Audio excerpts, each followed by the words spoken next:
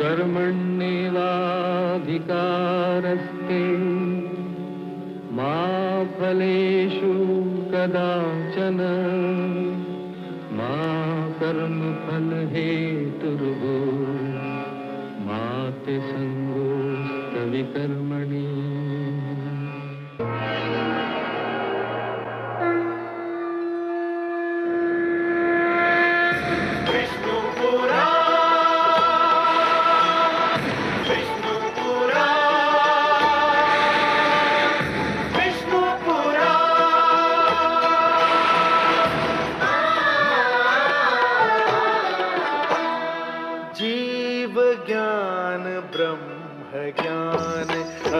श्री विष्णु पुराण ओम की कथा महान।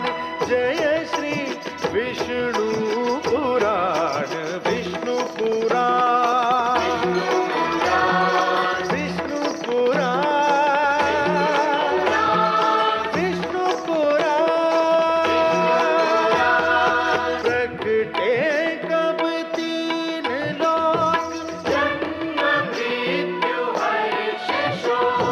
पृथ्वी जल वायु गगन ज्योत अगन। इस पुराण में है निहित जप तप और योग ध्यान। विष्णु पुराण विष्णु पुराण विष्णु पुराण। मैं माँ हूं, धरती माँ। अपनी आंखों के सामने घटने वाली घटनाओं को देखकर मेरे मन में दो प्रश्न उठे। पहला ये कि राजा का परिवार क्या होता है और उससे राजा का संबंध कैसा होना चाहिए, और दूसरा ये कि पुत्र ध्रुव की मनोकामना कब और कैसे पूरी होगी। पहले प्रश्न का बहुत संतोषजनक उत्तर मुझे उस समय मिला जब देवर्षि नारद ने महाराज उत्तानपाद को बताया कि राजा का परिवार केवल उसके घर की चार दीवारी तक सीमित नहीं, उसका परिवार उसके समस्त राज्य में फैला होता है और प्रजा ही उसका वास्तविक परिवार है। ये उत्तर सुनकर मैं ये सोचने पर विवश हो गई कि देवर्षि नारद की इस वाणी को आज भुला क्यों दिया गया है और लोग इतने स्वार्थी क्यों हो गए हैं। परंतु दूसरे प्रश्न के विषय में मेरी चिंता ज्यों की त्यों बनी हुई है, क्योंकि जब मैंने भगवान विष्णु को यह कहते सुना कि वे केवल एक भक्त के लिए ईश्वरत्व की गरिमा का त्याग नहीं कर सकते, तो मैं समझ गई कि पुत्र ध्रुव के संकट का समाधान अभी दूर है। संभवतः उसे और दुख झेलना है और परीक्षा देनी है, और ये सोचकर मैं और माता लक्ष्मी दोनों दुखी हैं।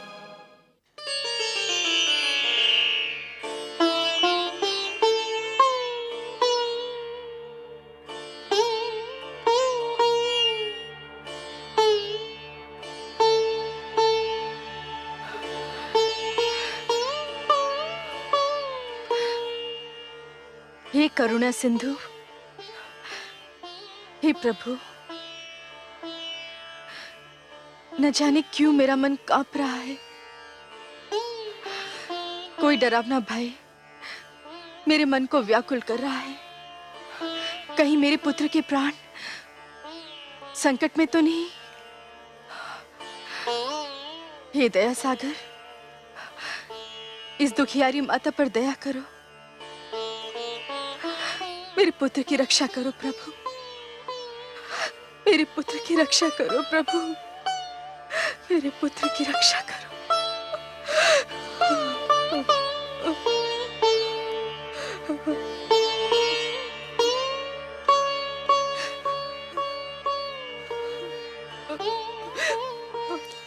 मेरे पाप का दंड मेरे पुत्र को न देना परमेश्वर। उसे कुछ हो गया तो मैं जीते जी मर जाऊंगा।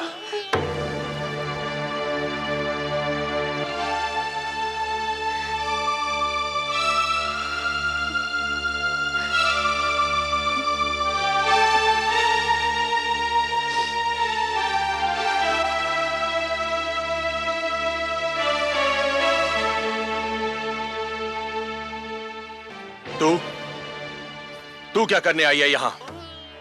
इसकी ममता के संसार में आग लगाकर उसके चलने का दृश्य देखने आई है? नहीं महाराज। क्या मिला तुझे हमारा सुख चैन छीन कर? धिक्कार है तुझे। चली जा, चली जा, नहीं तो मैं अपने क्रोध पर नियंत्रण नहीं रख पाऊंगा। जाने दीजिए स्वामी, जाने दीजिए। आप नहीं जानती महारानी सुनीति, यह सब इसी दुष्नारी का किया धरा है। ना ये ध्रुव को हमारी गोद से उतारती और ना हमें ये दुख भरे दिन देखने पड़ते। मैं कहता हूं चली जा, चली जा यहां से, कहीं मेरे हाथों से तेरी हत्या ना हो जाए। ऐसा मत कहिए स्वामी। सुरुचि को दोष देकर हम केवल अपने मन को बहला सकते हैं। ये तो नियति का खेल है। भाग्य में पुत्र वियोग लिखा था, सो मिलकर रहा। इसमें सुरुचि क्या करती? मैं नहीं मानता। भूल हम करते हैं और दोष हम भाग्य को देते हैं। ध्रुव सदैव इसकी आंखों में कांटे की तरह खड़कता रहा। इसी के कारण हमारा पुत्र राजमहल छोड़कर चला गया। मैं जानता हूं इसे। ये बड़ी अभिमानी है, बड़ी निर्दयी है ये। इसकी महत्वाकांक्षाओं का भी कोई अंत नहीं और इसे किसी के दुख का भी कोई ध्यान नहीं। मैं तो कहता हूं कि यदि इसका उत्तम कहीं चला जाता तो इसे पता चलता कि पुत्र वियोग क्या होता है। ये आप क्या कह रहे हैं स्वामी? दुखी होने का अर्थ ये नहीं कि कोई अपना विवेक ही खो दे। भगवान न करे हमारा उत्तम कहीं चला जाए। वही तो इस राजभवन का कुलदीपक है। हमारा एक पुत्र तो न जाने कहां भटक रहा है। आप चाहते हैं कि हमारा दूसरा पुत्र भी हमसे दूर हो जाए? उत्तम केवल सुरुचि का ही पुत्र तो नहीं, वो मुझे भी माता कहकर पुकारता है। आप नहीं जानते, जब मुझे माता कहकर पुकारता है ना, तो घड़ी भर को मैं ये भी भूल जाती हूँ कि मेरा ध्रुव मेरे पास नहीं है।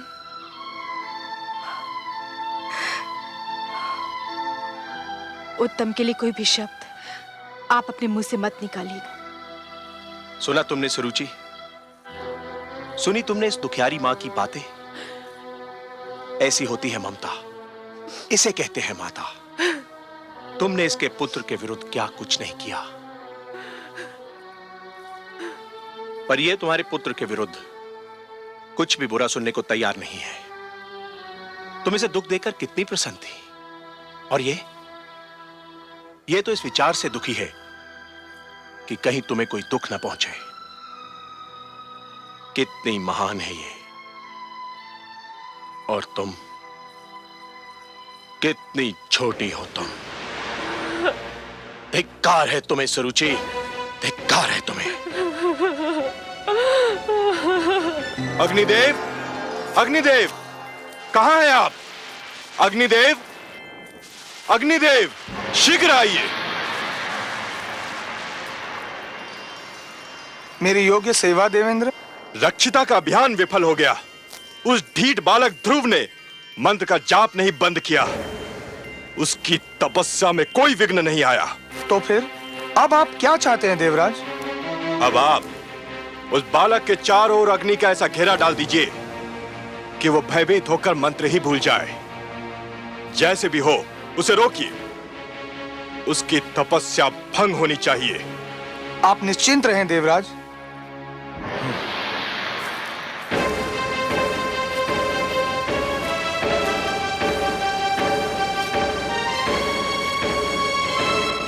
ओम नमो भगवते वासुदेवाय। ओम नमो भगवते वासुदेवाय। ओम नमो भगवते वासुदेवाय। ओम नमो भगवते वासुदेवाय। ओम नमो भगवते वासुदेवाय। ओम नमो भगवते वासुदेवाय। ओम नमो भगवते वासुदेवाय। ओम नमो भगवते वासुदेवाय। ओम नमो भगवते वासुदेवाय। ओम नमो भगवते वासुदेवाय। ओम नमो भगवते वासुदेवाय। ओम नमो भगवते वासुदेवाय। ओम नमो भगवते वासुदेवाय। ओम नमो भगवते वासुदेवाय। ओम नमो भगवते वासुदेवाय। ओम नमो भगवते वासुदेवाय। ओम नमो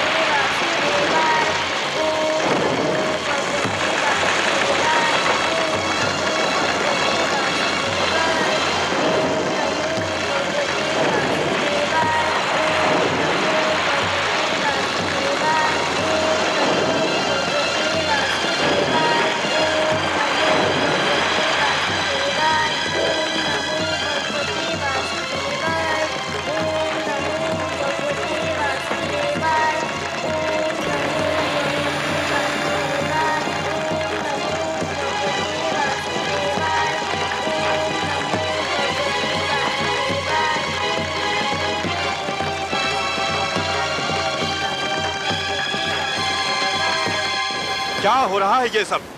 बड़े बड़े शक्तिशाली बलवान दैत्य मेरी शक्ति का लोहा मान गए। बड़े बड़े दानव मुझसे टकराकर चूर चूर हो गए। पर ये छोटा सा बालक किसी के वश में नहीं आ रहा। आप तो बड़े प्रतापी हैं अग्निदेव। आप भी उस नन्हे बालक से हार कर चले आए। क्षमा करें देवराज, परंतु वह नन्हा सा बालक भगवान विष्णु के द्वादशाक्षर मंत्र का जाप कर रहा है। जाप कर रहा है तो क्या? आप तो जानते हैं देवराज, जो भी मन से भगवान विष्णु के द्वादशाक्षर मंत्र का जाप करे उसके शरीर में दैवी शक्ति उत्पन्न हो जाती है। और इस समय ध्रुव के शरीर में मुझसे भी अधिक ताप है। मेरी लपटें उसका कुछ नहीं बिगाड़ सकती। तो उसके और निकट क्यों नहीं गए? उसके सर्वथा निकट जाकर उसे भयभीत करना चाहिए था। असंभव था देवराज। यदि मैं उसके निकट जाता तो स्वयं भस्म हो जाता। और इस समय उसमें जो शक्ति है उसे कोई भी पराजित नहीं कर सकता। नारायण नारायण, आपने सत्य कहा अग्निदेव। ध्रुव के शरीर में जो शक्ति आ गई है उसे कोई भी पराजित नहीं कर सकता, क्योंकि उस शक्ति का नाम भक्ति है। अग्नि, जल, आंधी, झंझा, बाढ़, ऐसी कोई भी विपदा ध्रुव को डिगा नहीं सकती। एक बात कहूं देवराज? कहिए देवर्षि। बात क्या, एक छोटा सा परामर्श है आपके लिए। तो प्रदान कीजिए। अग्निदेव, ध्रुव के पास जो ज्वाला चक्र छोड़ आए हैं वह ध्रुव का तो कुछ नहीं बिगाड़ सकता। हां, वन के निर्दोष पशुओं को अवश्य क्षति पहुंचा सकता है। इसलिए यदि आप उचित समझें तो अपने इस क्रोध की अग्नि को शांत कर लें। आप ठीक कह रहे हैं देवर्षि। अग्निदेव, हमारी चिंता का विषय तो वह बालक ध्रुव है, जंगल के वे निर्दोष प्राणी नहीं। कृपया आप शीघ्र जाइए और जंगल में लगी ज्वाला को शांत कर दीजिए। जो आज्ञा देवराज।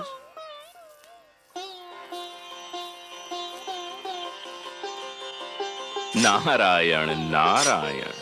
ओम नमो भगवते वासुदेवाय। ओम नमो भगवते वासुदेवाय।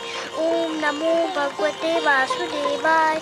ओम नमो भगवते वासुदेवाय। ओम नमो भगवते वासुदेवाय। ओम नमो भगवते वासुदेवाय। ओम नमो भगवते वासुदेवाय। ओम नमो भगवते वासुदेवाय। ओम नमो भगवते वासुदेवाय। ओम नमो भगवते वासुदेवाय। ओम नमो भगवते वासुदेवाय। ओम नमो भगवते वासुदेवाय।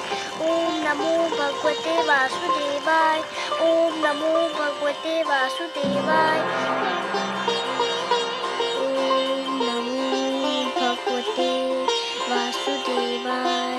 ओम नमो भगवते वासुदेवाय। ओम नमो भगवते। ओम नमो भगवते वासुदेवाय।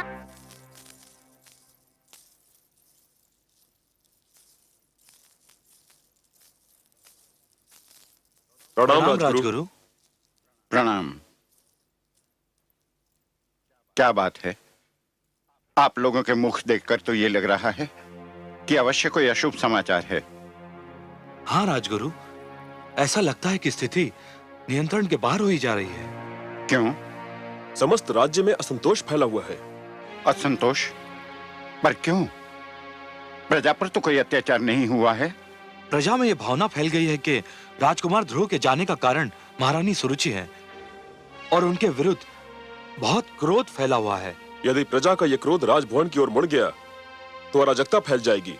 केवल आप ही महाराज को यह परामर्श दे सकते हैं कि वे प्रजा की भावना को शांत करने के लिए कोई उपाय करें। नहीं, महाराज इस स्थिति में नहीं कि वो कोई परामर्श दे सकें या ले सकें। पुत्र वियोग ने उन्हें निढाल कर रखा है। उन्हें तो ये सूचना देना भी उचित नहीं कि राज्य में असंतोष फैल रहा है। परंतु अब क्या किया जाए राजगुरु? कहने को तो देश राजा का ही होता है, उस पर राज्य करना, उसे संभालना राजा का कर्तव्य भी है और अधिकार भी। परंतु इन कार्यों को संपूर्ण करने में राजा जिन लोगों की सहायता लेता है वह भी उत्तरदायी होते हैं। रात्रि का अंधकार दूर करने का उत्तरदायित्व केवल चंद्रमा पर नहीं, उन तारों पर भी है जो चंद्रमा की चारों ओर चमकते हैं। यदि प्रजा में असंतोष फैला है तो उसे दूर करने का उत्तरदायित्व मुझ पर और आप पर भी है।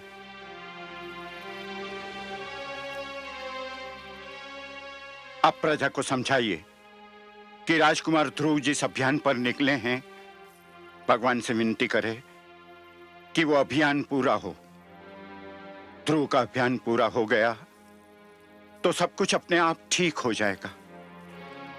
जाइए और प्रजा को समझाइए कि राजभवन में बिखरे दुख को अपनी भावनाओं से और बढ़ावा न दे और ध्रुव की रक्षा और इच्छा पूर्ति की प्रार्थना करे।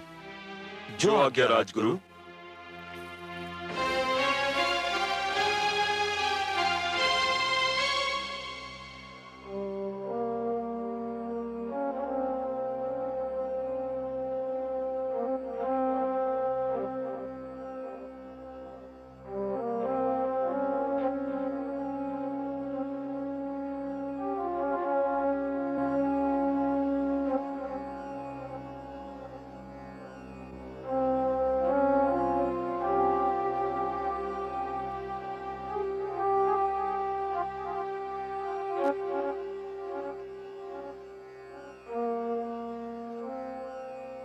महाराज, राजसभा का समय हो गया है।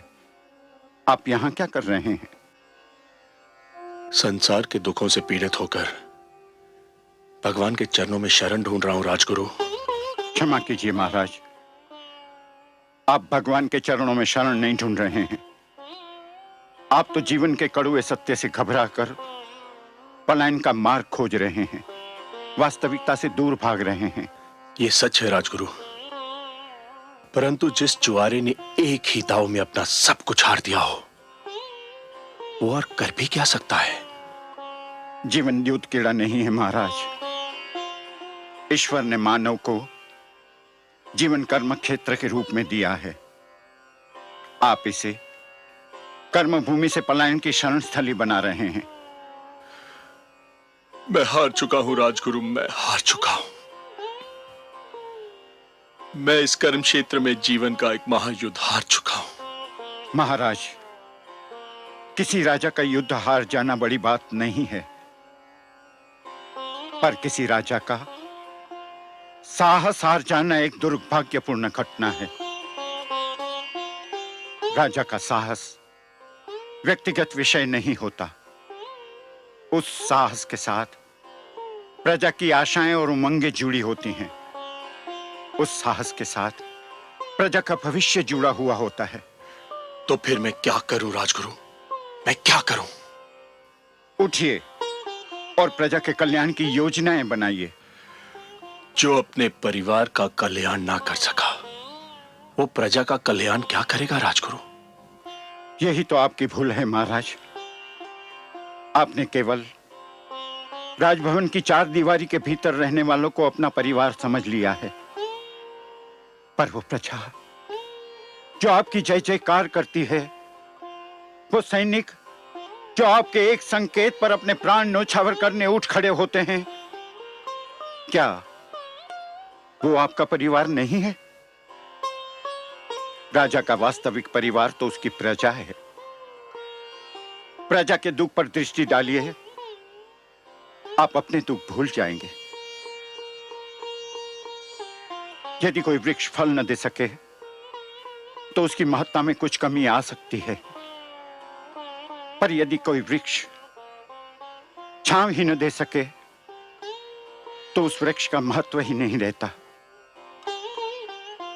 राजा वो वृक्ष होता है जिसके तले प्रजा को सुख और न्याय की छांव मिलती है। अपनी प्रजा को इस छांव से वंचित न कीजिए महाराज। उठिए, अपना उत्तरदायित्व निभाने की सोचिए। मैं प्रयत्न करूंगा राजगुरु, मैं प्रयत्न करूंगा। प्रयत्न नहीं महाराज, साहस कीजिए। महाराज, यदि आपको मेरा परामर्श स्वीकार नहीं है, यदि आपको मेरी बातों पर विश्वास नहीं है, तो मुझे कहने दीजिए कि मैं आपके और राज्यसभा के योग्य नहीं हूं। यहां मेरे लिए कोई स्थान नहीं है। ठहरिए राजगुरु, ठहरिए।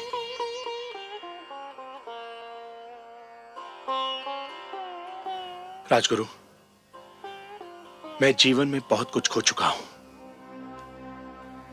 यदि आप जैसा महापुरुष और मार्गदर्शक भी मैंने खो दिया, तो मैं बिल्कुल कंगाल हो जाऊंगा।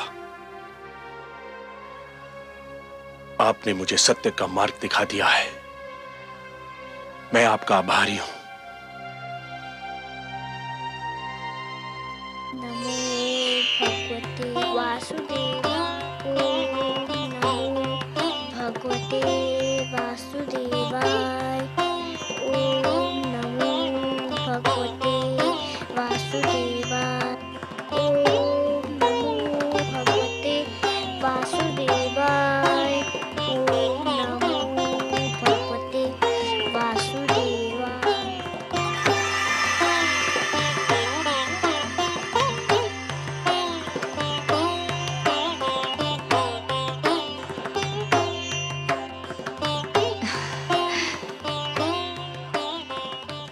क्या हुआ स्वामी?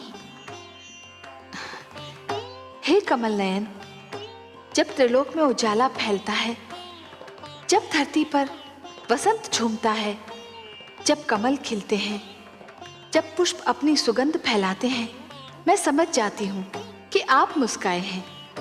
ये सारे दृश्य आपकी मुस्कान की ही छवि हैं। विधाता ने मुस्कान की रचना ही इसलिए की कि वो आपके अधरों की शोभा बढ़ाए। पर अभी अभी मैंने आपके अधरों पर जो मुस्कान देखी, उसमें एक विचित्र ज्योति, एक अद्भुत प्रकाश दिखाई दिया मुझे। जैसे आपके अधरों से मुस्कान नहीं, किरण फूट रही हो। कोई मुझे आनंद विभोर कर रहा है देवी। अवश्य ही सृष्टि के किसी भाग में भक्ति के प्रकाश का उदय हो रहा है। मुझे एक विचित्र आनंद का अनुभव हो रहा है। हो न हो, ये मेरे ध्रुव की भक्ति का ही चमत्कार है। उसके रोम रोम में केवल आप ही बसे हैं सर्वेश्वर।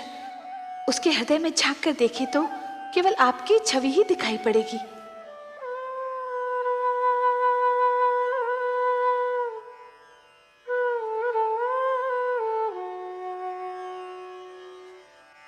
ओम नमो भगवते वासुदेवाय। ओम नमो भगवते वासुदेवाय। ओम नमो भगवते वासुदेवाय। ओम नमो भगवते वासुदेवाय। ओम नमो भगवते वासुदेवाय। ओम नमो भगवते वासुदेवाय। ओम नमो भगवते वासुदेवाय। ओम नमो भगवते वासुदेवाय। ओम नमो भगवते वासुदेवाय। गुरुदेव, गुरुदेव, आप कहाँ हैं? नारायण नारायण। क्या है वत्स? मैं यही हूँ तुम्हारे निकट। क्या बात है? मुझे अभी अभी लगा जैसे भगवान विष्णु मेरे मन में आ गए हैं। मुझे लग रहा है जैसे भगवान विष्णु मेरे अंदर विराजमान है। अहो भाग्य, तब तो चमत्कार हो गया पुत्र। तुम्हारी तपस्या ने भगवान विष्णु का मन जीत लिया। मुझे तुम पर गर्व है। तुम धन्य हो पुत्र। तुमने सिद्ध कर दिया कि तुम मेरे शिष्य होने के अधिकारी थे। पर वे मेरे सामने क्यों नहीं आए? उससे क्या अंतर पड़ता है पुत्र? जिसके मन में भगवान विष्णु रम गए हों, उसे और क्या चाहिए? उसका तो जन्म सफल हो गया। तो मेरी बात मानो, मंत्र के जाप को विराम दो, अन्न जल ग्रहण करो और अपने राजमहल लौटने की तैयारी करो। नहीं गुरुदेव, ना मैं मंत्र का जाप छोड़ूंगा, ना कुछ खाऊंगा, ना कुछ पीऊंगा, ना घर जाऊंगा। क्यों? अब और क्या पाने को शेष रह गया है? अभी तो भगवान विष्णु केवल मेरे मन में आए हैं। तो फिर और क्या चाहिए तुम्हें? मैं चाहता हूँ कि भगवान विष्णु मेरे सामने आए, मैं उन्हें देखना चाहता हूँ। किंतु क्यों? मैं उनसे बात करना चाहता हूँ, उनसे कुछ पूछना चाहता हूँ। तुम्हारी मांगे तो बढ़ती जा रही हैं पुत्र, और जैसे जैसे तुम्हारी मांगे बढ़ रही हैं, वैसे वैसे मेरी चिंता बढ़ती जा रही है। क्या पूछना चाहते हो तुम? मैं उनसे पूछना चाहता हूँ कि मुझे मेरे पिताश्री की गोद से क्यों उतारा गया? मुझ पर अन्याय होता देखकर मेरे पिताश्री क्यों चुप रहे? संसार में ऐसा अन्याय क्यों होता है? इसलिए भगवान को मेरे सामने आना ही होगा, नहीं तो मैं यूं ही भूखा प्यासा रहूंगा। सुनो पुत्र, तुम भाग्यशाली हो कि तुम्हें इतना कुछ मिल गया। भगवान विष्णु को प्रसन्न करके उनका मन जीतने वाले तुम पहले सबसे छोटी आयु के बालक हो। अब और हठ न करो। भगवान विष्णु तुम्हारे मन में रम गए हैं तो समझो तुमको मिल ही गए। नहीं गुरुदेव, मैं उनको अपने सामने लाकर ही रहूंगा। उसके लिए जो करना पड़ेगा पुत्र, वो तुमसे नहीं होगा। आप बताइए तो सही, मैं अपने भगवान को देखने के लिए कुछ भी कर सकता हूँ। परंतु उससे तुम्हारे प्राणों पर भी संकट आ सकता है पुत्र। मुझे अपने प्राणों की चिंता नहीं है, मुझे तो बस भगवान विष्णु को देखना है। आप बताइए मुझे क्या करना होगा? नारायण नारायण, न जाने कैसे हठी बालक से पाला पड़ा है। अब इसके बाल हट का मैं क्या करूं? मुझे बताइए ना मुझे क्या करना है। नहीं पुत्र, तुम नहीं कर पाओगे, बहुत कठिन कार्य है। मैं कर लूंगा, आप बताइए तो सही। अच्छा तो सुनो, यदि तुम अपनी इच्छा की पूर्ति चाहते हो तो तुम्हें अपनी श्वास को रोकना होगा। कैसे? सुनो पुत्र, एक बार ओम का उच्चारण करके पूरी शक्ति से अपनी श्वास को अंदर खींचकर मन ही मन ओम नमो भगवते वासुदेवाय का तब तक जाप करो जब तक स्वयं भगवान विष्णु तुम्हारे नेत्रों के सम्मुख साक्षात न आ खड़े हों।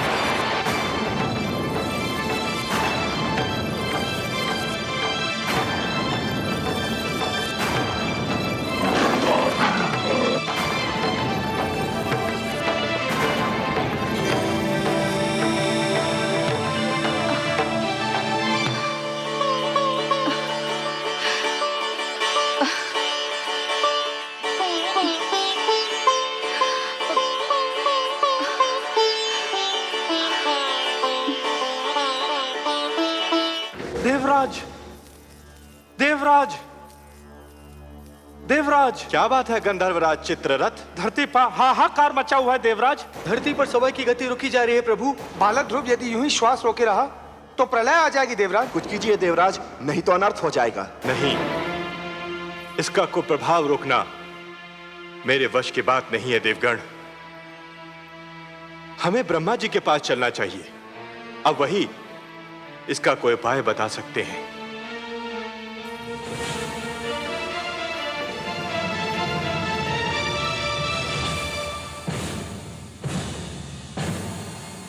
त्राहिमाम, त्राहिमाम, त्राहिमाम, त्राहिमाम, त्राहिमाम, त्राहिमाम।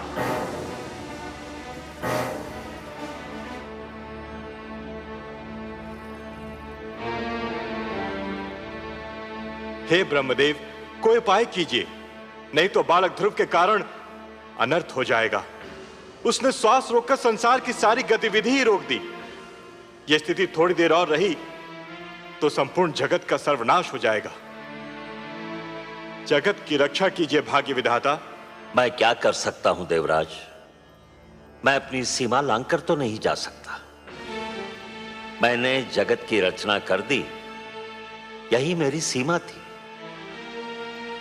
जगत की रक्षा तो केवल वही विश्वाधार, पद्मनाभ, लक्ष्मीपति, करुणा सागर भगवान विष्णु ही कर सकते हैं। और फिर ध्रुव मेरा नाम तो नहीं जप रहा है कि मैं उसे शांत कर दूं। वो तो भगवान विष्णु के मंत्र का जाप कर रहा है। इस समस्या का संबंध उन्हीं से है और समाधान भी केवल वही कर सकते हैं। हमें मिलकर उनकी सेवा में चलना होगा। संसार को इस संकट से वही उबार सकते हैं।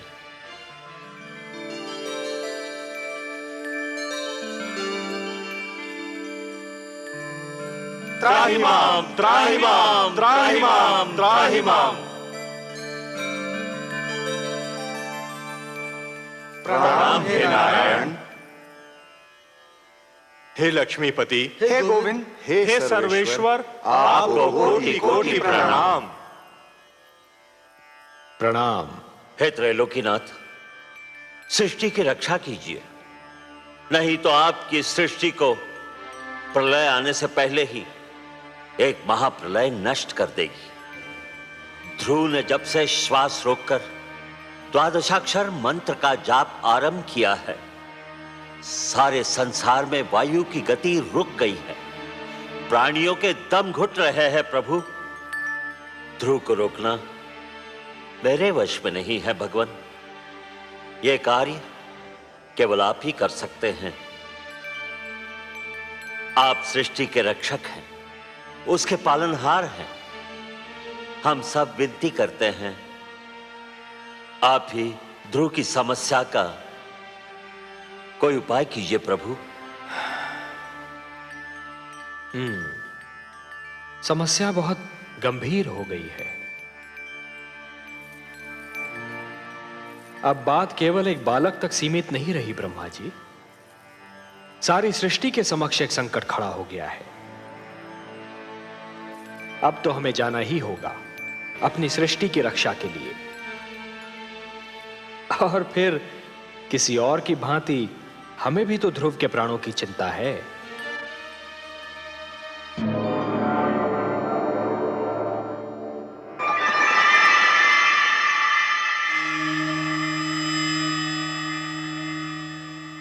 वासुदेव, वासुदेव, आप कहाँ चले गए वासुदेव?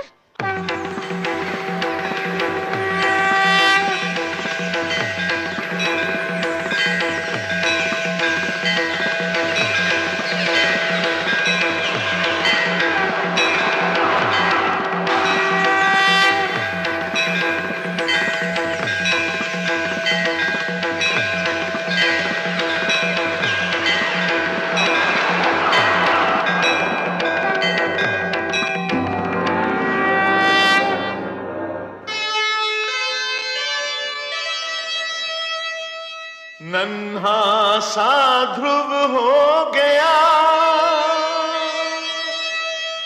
ऐसा भक्त महान, शक्ति दिखाई भक्ति ने, प्रगट हुए भगवान। वासुदेव, मैं कहीं नहीं गया वत्स ध्रुव। तुम मुझे अपने सम्मुख देखना चाहते थे ना? तो लो, देखो, मैं तुम्हारे नेत्रों के सामने उपस्थित हूं।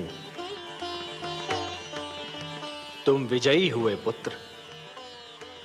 तुमने मुझे जीत लिया। तुम्हारे जैसा तपस्वी न कभी हुआ है और न कभी होगा। तुमने सिद्ध कर दिया कि जीव ब्रह्म का ही एक अंश है और अपनी साधना से ब्रह्म को भी धरती पर ला सकता है। तुमने यह सिद्ध कर दिया वत्स कि सृष्टि की सबसे बड़ी शक्ति है भक्ति। वत्स ध्रुव, अब श्वास लेना आरंभ कर दो पुत्र। अब मैं कहीं नहीं जाऊंगा।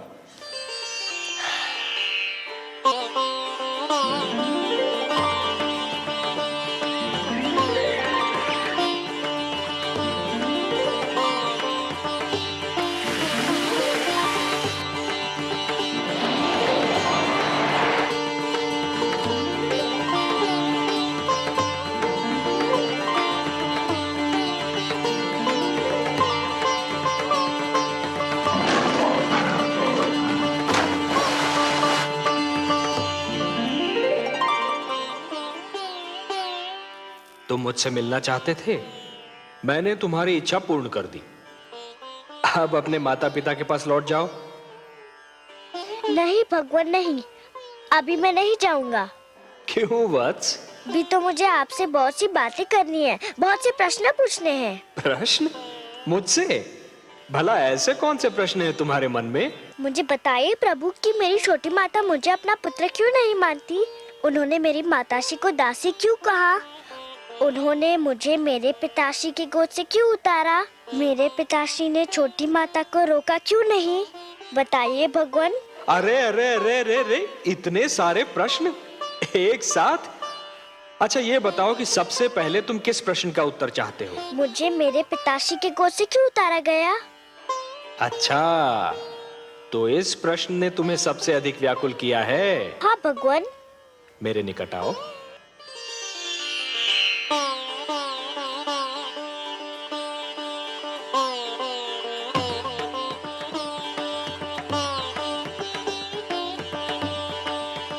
और निकट आओ वत्स। आओ वत्स।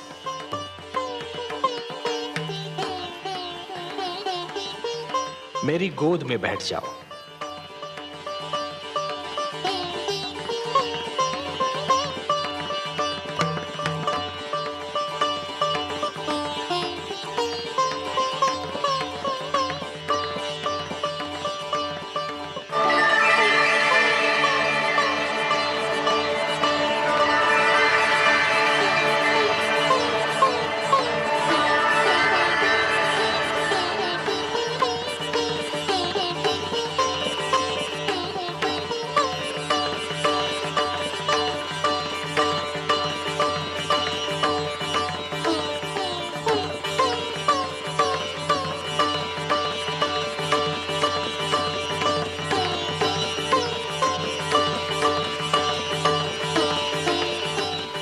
वत्स, अब और प्रश्न पूछने हैं मुझसे? कुछ नहीं पूछना प्रभु, अब कुछ नहीं पूछना। अब तो मुझे हर प्रश्न का उत्तर मिल गया है। मेरे चारों ओर ज्ञान का प्रकाश फैला हुआ है। मैं वहाँ हूँ जहाँ केवल मैं हूँ और आप है। अच्छा वासुदेव। ओम पूर्णमदः पूर्णमिदं पूर्णमुदच्यते पूर्णस्य पूर्णमादाय पूर्णमेवावशिष्यते। अब ना कोई कामना है ना कोई इच्छा। आपकी गोद में आकर लगता है इसके सिवा हर वस्तु तुच्छ है। अब मुझे कुछ भी नहीं चाहिए। मुझे मेरा ठिकाना मिल गया, मेरा घर मिल गया।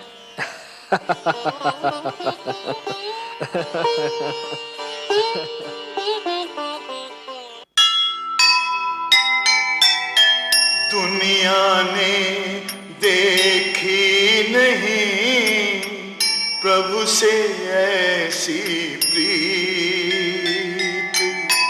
नन्हे बालक ने लिया वासुदेव को जीत। प्रश्नों के उत्तर मिले, सफल हुआ अभियान। सब कुछ उसने पा लिया जिसे मिले भगवान, जिसे मिले भगवान।